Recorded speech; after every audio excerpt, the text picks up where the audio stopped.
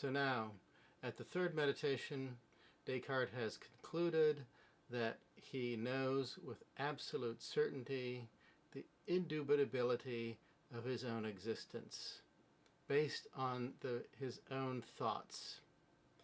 He cannot doubt that he has those thoughts, but he can certainly doubt that those thoughts represent what they appear to represent to him.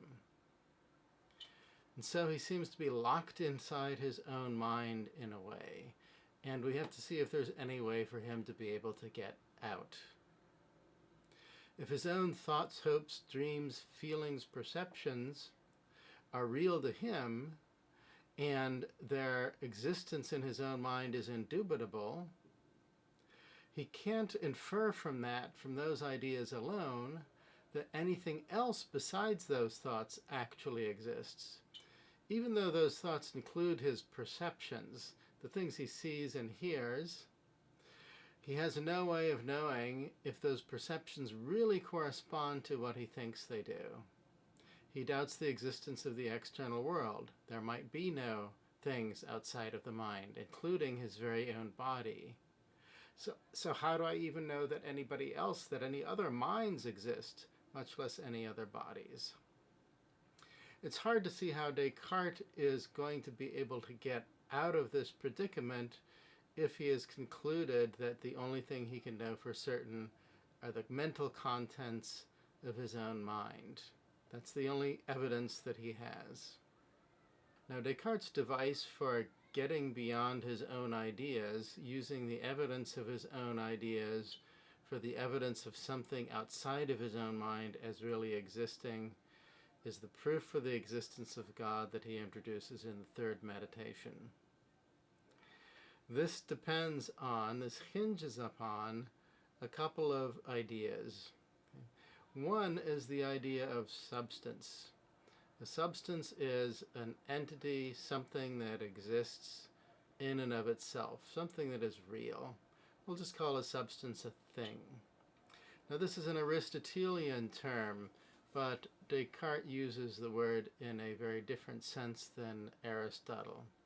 We won't go into this further at this particular moment. Let's suffice it to say for now that a substance is something that's real.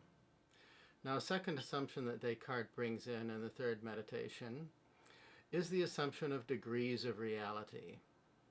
Some things are conceivable as being more real than other things. This may seem like a puzzling idea. If we think about existing things, what would it mean for something to be more real than something else? Is a dog more real than a cat, for example?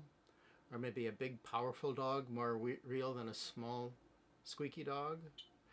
That's not evident that's the case. To get a handle on this, let's think, for example, of you, okay, and the image of you that you see when you're standing in front of a mirror. Now, both the image, both the reflection in the mirror, and you yourself are real, we'd say, in some sense or other. The image really is there, but maybe the reflection is not as real as you are.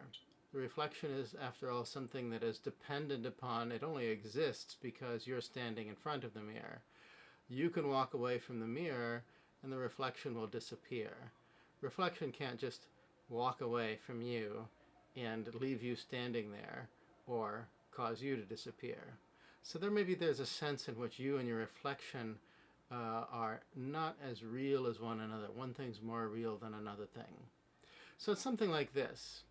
And in any case, Descartes doesn't exactly define it, but he gives us 3 and only 3 degrees of reality. Some things are real as modes. Okay? So a mode for Descartes is something that depends upon something else in order for it to exist. So maybe sort of like the reflection depends upon you being in front of it. Or you might say like a color depends upon the thing. A color is a mode. So mode is sort of like a property or a quality. If we have a table and it's a red color, we could get tired of that red color and we want something a little bit more subdued, maybe a nice brown table that won't distract us when we sit down at it, and so we paint it a different color. We can take the red away from the table and make it into a different color and leave the table there. On the other hand, we don't think that, for example, this redness is a little bit tabley, and we really like the red, but we don't like the table. Let's just remove the table and keep the red. We can't really do that. The red is something that is sort of like what Descartes would call a mode of the table, though he doesn't exactly use it in that way. Maybe that will give you a little bit clearer idea what he's talking about when he's talking about modes. They do exist. They have a reality, but their reality depends upon the existence of something else. Now, what Descartes specifically talks about as modes are ideas, because ideas are dependent upon the mind. Ideas are in the mind. They don't exist without the mind to think them. And so ideas are one kind of real thing, and the level of reality that they have is lower than the reality of the substances, the things in which they inhere. So if an idea is a mode of thought, me as a thinking thing is a real thing, a substance. Now, I am aware that my power is very limited. For example, there are all kinds of things that I don't know or don't know yet, at any rate. And so, as a substance, I'm somewhat limited. I'm a finite substance. So a mind is an example of a finite substance in Descartes' view. Realer than a mode, and a mode is not as real as a substance. Bodies, if they exist, would also be finite substances in Descartes' view. So that's another level of reality. And the third level of reality is infinite substance. I can conceive of an infinite substance, namely God. Okay, a substance, a being that has no limitations whatsoever, an all-perfect being. So these are the three levels of reality for Descartes. So we've got a rather vague conception of substance and the idea of three different levels of reality as assumptions that Descartes does not really spell out. Now we add to this a distinction that Descartes makes between what he calls formal reality and objective reality. And this is a little bit confusing, especially because the way that Descartes uses these words, formal and objective, seems to clash with the way that we would intuitively understand a word, especially the word like objective. Now, formal reality is just the level of reality that a particular kind of thing actually has. So, for example, an idea is a mode of thought, so the formal reality of an idea is that of a mode. The mind that thinks an idea is a finite substance, so the level of reality, the formal reality of a mind, would be that of a finite substance. And of course, God, the formal reality of an infinite being, is infinite substance. That's formal reality. So formal reality just means the reality that an entity actually has in and of itself. Now, the term objective reality, on the other hand, objective reality has to do with the idea that all of our ideas are representations. Every idea is an idea about something. Now, again, you could question whether or not that's actually true, but that's precisely the way that Descartes treats it. Ideas are basically representations. As representations, every idea has an object. Idea is directed at something, the thing that it represents. And so the term objective reality is a term that applies really only to ideas. Every idea has a kind of objective reality, and that is what level of reality is represented by that particular idea. So if we take an idea of a unicorn and an idea of an actual dog, and an idea of God, if we take those three ideas, we see that the formal reality of those three ideas is all the same. They're all ideas, and they have the reality of a mode of thought. But the objective reality of the ideas is different. The objective reality of the idea of the unicorn is that of a mode, because the idea represents something that I conceive of as not really existing, but as just being a creation of the mind, of the imagination. The objective reality of my idea or my perception of a dog is that of a finite substance, because that idea represents to me a finite substance. And the objective reality of the idea of God is, of course, an infinite substance. So those are the ideas of formal and objective reality. I hope that clarifies that a little bit for you. Go back and take a look at those in your text and see how that works. Now we're ready for the key to Descartes' argument for the existence of God here in the third meditation. Descartes claims now that the reality of the cause of an idea must the formal reality of a cause of an idea, that is to say, the formal reality, the reality that a cause has in and of itself, must be equal to or greater than the objective reality of the idea. Right? So the idea, so what the idea represents, the cause of that idea must be at least as real as the objective reality, as the level of reality that's represented in the idea. Okay, so that's the principle. The formal reality of the cause must be equal to or greater than the objective reality of the effect. So try to get a handle on that idea there. Okay, so if you're confused, go back, look at formal and objective reality again, and then try to understand this claim.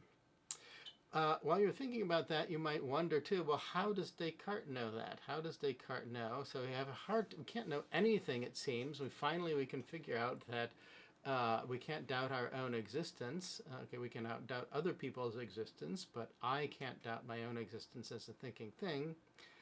How is Descartes so sure that the formal reality of the cause of an idea must be equal to or greater than the objective reality of the idea itself?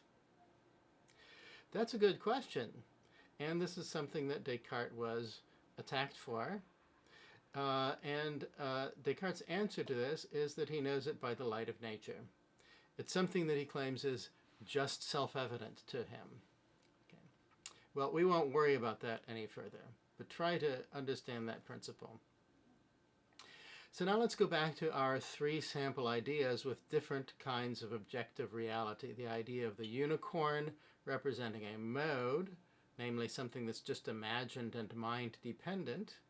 Secondly, the perception of a dog representing a finite substance, something that exists for a time, lives, and then dies, and isn't everything, but while it exists as an independent thing. And then finally, the idea of God, the idea of an infinite substance.